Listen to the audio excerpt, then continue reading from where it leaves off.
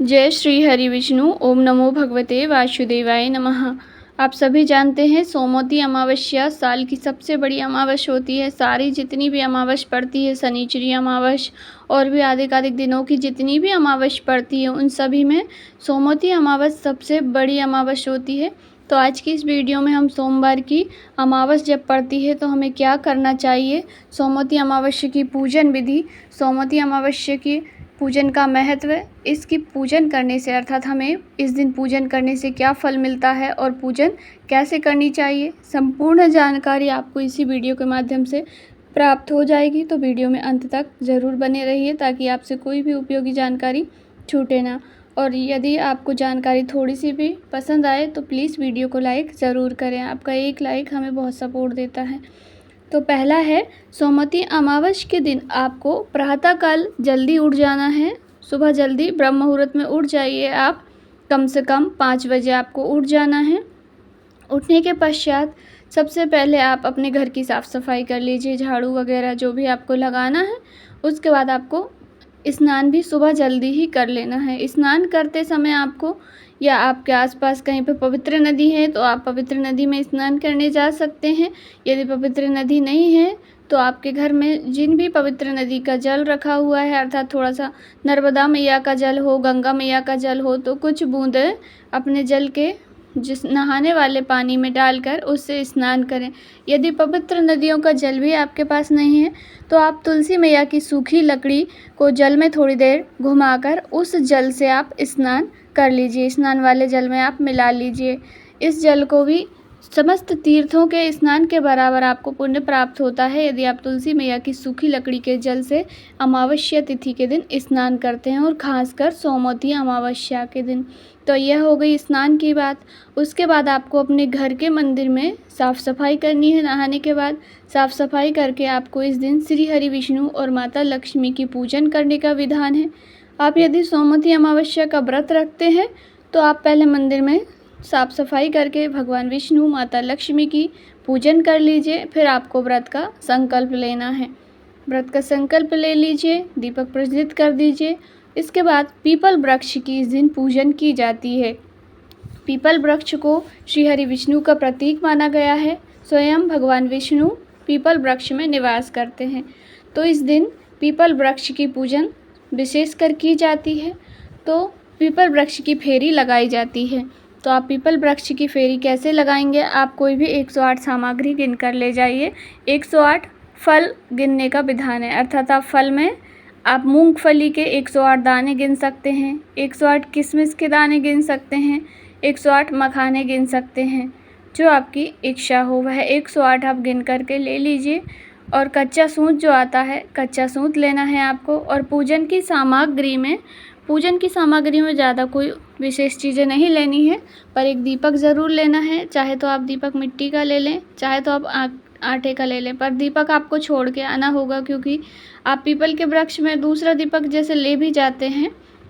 चलिए यदि आप पीतल का ले जाते हैं तो आपको दूसरा दीपक बदल के आपको दीपक वापस लाना होगा ना, इसलिए आप ऐसा दीपक ले लीजिए कि उसको आप वहीं छोड़कर आ सकें। दीपक में आपको मोली की बाती का यूज़ करना है। रुई की बत्ती इस दिन नहीं बनानी है, रुई आपको नहीं जलाना है। तो आप मोली की बत्ती ले लीजिए। मोली की बत्ती आप आसानी से बना सकते हैं और उसमें आप घी या तेल जो आपकी इच्छा हो वह भर सकते हैं। और पूजन में आपको वही जो रोली, अक्षत, चंदन वगैरह जो पूजन की सारी सामग्रियाँ होती हैं, धूप दीप, ये सब ले करके जाना है। और 108 कोई भी सामग्री गिन करके ले जानी है। पूजन करने के बाद आपको फेरी लगानी है। और सिंदूर भी इस दिन ले जाया जाता है, जो पीला सिंदूर आता है। पीला सिंदूर यदि आप मांग में भरते हैं तो पीला सिंदूर लेकर जाइए। और जब आपकी एक परिक्रमा हो जाती है तब पीपल वृक्ष में सिंदूर लगाया जाता है और उसका टीका भी हमारे माथे पे लगाया जाता है, मांग में लगाया जाता है। तो आप जब फेरी प्रारंभ करें तो वहाँ पे छाल में या टहनी में थोड़े से वो जो कच्चा सूत या कलावे से आप फेरी लगा रहे हैं उसको बांध के फिर फेरी लगानी है आपको। फिर वह जो धागा है आपका, वह 108 यदि आपकी परिक्रमा नहीं होती है उससे पहले भी ख़त्म हो जाता है, पूरा हो जाता है, तो कोई दिक्कत नहीं। आपको उसे ना तोड़ना है, ना उसमें कोई धागा जोड़ना है। जितनी फेरी आपकी होगी उतनी फेरी पर ही उसको छोड़ दीजिए। पर आपके हाथ में जो सामग्री, आप 108 सामग्री लेंगे उनको आपको 108 परिक्रमा तक चलाना है। एक फेरी होगी उसको रखते जाइए, दूसरी फेरी होगी फिर रखते जाइए, ऐसे करके आपको 108 फेरी लगानी है। 108 आपसे नहीं बनती है तो ऐसी स्थिति में आप अपनी इच्छा सामर्थ्य अनुसार जितनी आप लगा सकते हैं उतनी फेरी लगा लीजिए। 11, 21, 51 जितनी आपसे बन जाती है उतनी इस दिन पीपल वृक्ष की फेरी लगाई जाती है। पर पीपल वृक्ष की पूजन का बड़ा ही महत्व है अमावस्या, सोमवती अमावस्या के दिन। तो आप पीपल की पूजन ज़रूर से ही करें, दीप भी प्रज्वलित करें। अखंड सौभाग्य के लिए पीपल वृक्ष की पूजन की जाती है और पीपल वृक्ष में माता लक्ष्मी, भगवान नारायण, शिव, पार्वती, समस्त देवी देवताओं का निवास होता है। तो आप अच्छे से संपूर्ण रूप से तैयार होकर पैरों में महावर लगा लीजिए, तैयार होकर श्रृंगार की वस्तुएं धारण करके मांग में सिंदूर लगा लीजिए। यदि आपके पास सिंदूरा जो सिंदूरा होता है उसका सिंदूर है तो वह लगा लीजिए, अन्यथा आप जो डेली में सिंदूर लगाती हैं वह भी आप लगाकर जा सकती हैं। पर नारी यह व्रत जो है अर्थात ये पूजन हम करते हैं वह अखंड सौभाग्य की प्राप्ति के लिए, घर की सुख शांति के लिए की जाती है। तो नारी अखंड सौभाग्य के लिए हमेशा 16 श्रृंगार करके रहे तो बहुत अच्छी बात होती है। तो 16 श्रृंगार में ये नहीं कि आप जो नहीं लगाते हैं वह भी लगा लें, पर सिंपल जो धारण करने की चीज़ें हैं अर्थात जो पैरों में बिछड़े पहनते हैं, मंगलसूत्र पहनते हैं, बिंदी माथे पर और मांग में सिंदूर, ये सब आवश्यक चीज़ें जो सुहाग की चीज़ें हैं, सुहाग की जो वस्तुएं हैं, चूड़ी, बिंदी, ये सब आपको पहन के ही जाना है।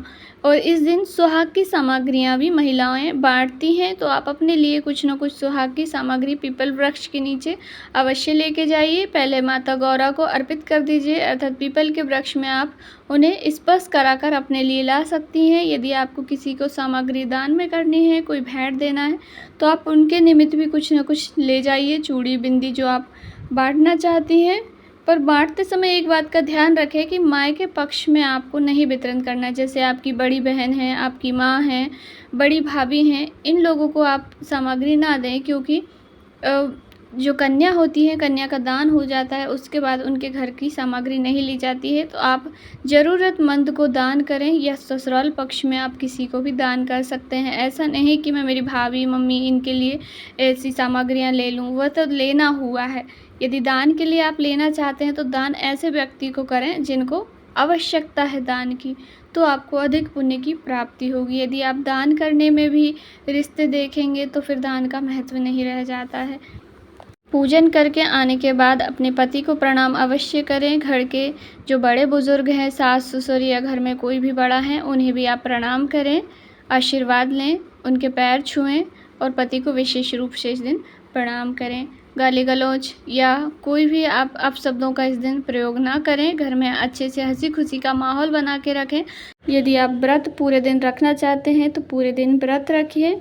यदि आप व्रत नहीं रख पाते हैं तो केवल पूजन करके, पीपल वृक्ष की पूजन करने के बाद आप सात्विक भोजन कुछ भी कर सकते हैं। लहसुन प्याज इस दिन आपको नहीं खाना है। यदि व्रत भी रखते हैं तो आप जब एक टाइम शाम को भोजन करेंगे उस समय भी आपको सात्विक भोजन करना है। लहसुन प्याज, मांस मदिरा का सेवन नहीं करना है। पर व्रत का ये नियम नहीं है कि आपको व्रत रखना ही है। केवल पूजन करके, पीपल वृक्ष की पूजन करने के बाद भोजन ग्रहण कर सकते हैं, इच्छा आपकी है। बस इतना ही नियम है अमावस्या का, तो आप अवश्य ही कीजिएगा। जानकारी थोड़ी सी भी उपयोगी लगी हो तो वीडियो को लाइक ज़रूर करें। जय श्री हरि विष्णु, हर हर महादेव।